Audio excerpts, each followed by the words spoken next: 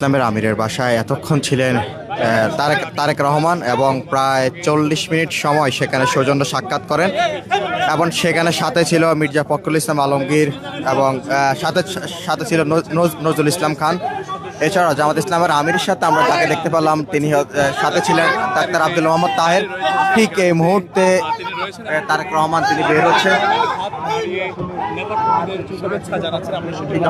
এই মুহূর্তে তারেক রহমান তিনি বের হচ্ছেন।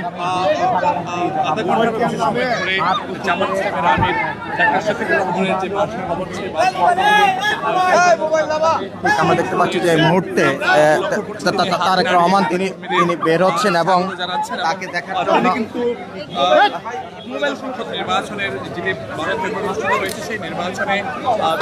ঠিক আমরা দেখতে পাচ্ছি যে এই মুহূর্তে তারেক রহমান ডাক্তার শফিকুর রহমানের বাসা থেকে বের হলেন। ঠিক, তবে এখানে আমরা দেখতে পাচ্ছি যে নেতাকর্মী, বিএনপির নেতাকর্মী সমর্থক যারা ছিল তাদের উপস্থিতি লক্ষ্য করা গিয়েছে।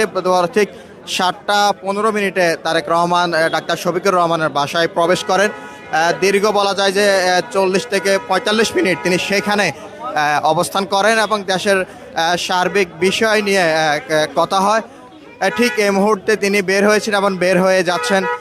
তার পরবর্তীতে যেটি শিডিউল এবং পূর্ব ঘোষিত যেটি শিডিউল রয়েছিল ঠিক সেটি হচ্ছে এনসিপির আহ্বায়ক নাহিদ ইসলামের সাথে তিনি সেখানে সাক্ষাৎ করবেন এবং তার বাসার উদ্দেশ্যে তিনি রওনা হয়েছেন। ঠিক বলা যায় যে দীর্ঘ 40 মিনিট সময় ধরে জামাত ইসলামের আমির ডাক্তার শফিকুর রহমানের বাসায়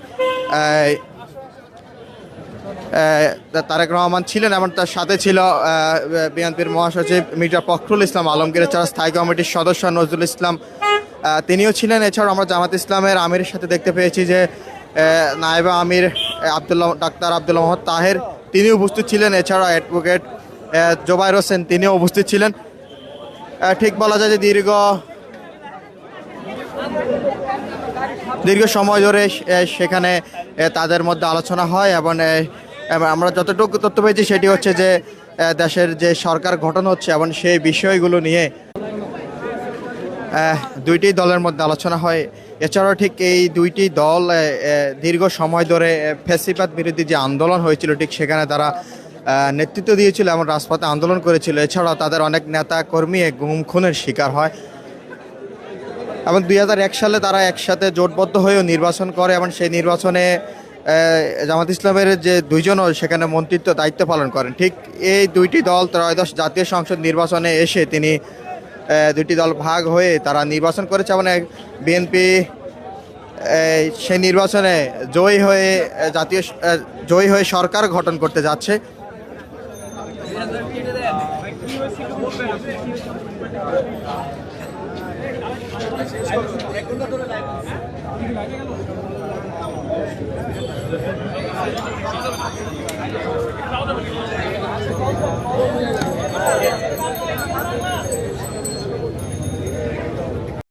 ঠিক আমরা এই মুহূর্তে সরাসরি যুক্ত রয়েছি জামায়াত আমিরের যে বাসভবনটি রয়েছে ঠিক তার সামনে এবং আমরা দেখতে পাচ্ছি যে এই মুহূর্তে জামাত ইসলামের আমিরের সাথে দেখা করতে প্রবেশ করছেন। ঠিক আসছেন বিএনপির চেয়ারম্যান তারেক রহমান এবং ঠিক এই মুহূর্তে আমরা দেখতে পাচ্ছি যে তারেক রহমান এই মুহূর্তে জামাত আমিরের বাসায় দেখা করতে তিনি ঠিক এই মুহূর্তে জামাত আমিরের বাসভবনে প্রবেশ করছেন। জামাত আমিরের বাসভবনে প্রবেশ করছেন তারেক রহমান এবং আমরা সেখান থেকে সরাসরি যুক্ত রয়েছি এবং সেটি এই মুহূর্তে দেখতে পাচ্ছেন এবং এটি তার যে প্রটোকল এবং তার যে গাড়িবহর এবং সেটি এই মুহূর্তে জামাত ইসলামের আমিরের যে বাসভবন সেখানে প্রবেশ করলেন এবং সেখানে নিরাপত্তা ব্যবস্থা জোরদার করা হয়েছে। জামায়াতের আমির ডাক্তার শফিকুর রহমানের বাসায়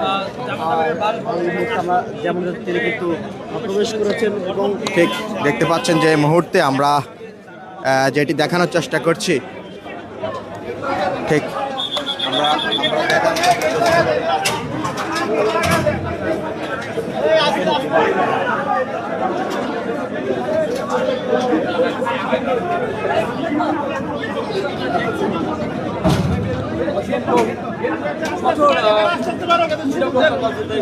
কিছুক্ষণ আগে প্রবেশ করলেন তারেক রহমান এবং সেখানে দেশের সার্বিক পরিস্থিতি পরিবেশ নিয়ে সেখানে জামাত ইসলামের আমিরের সাথে কথা হবে।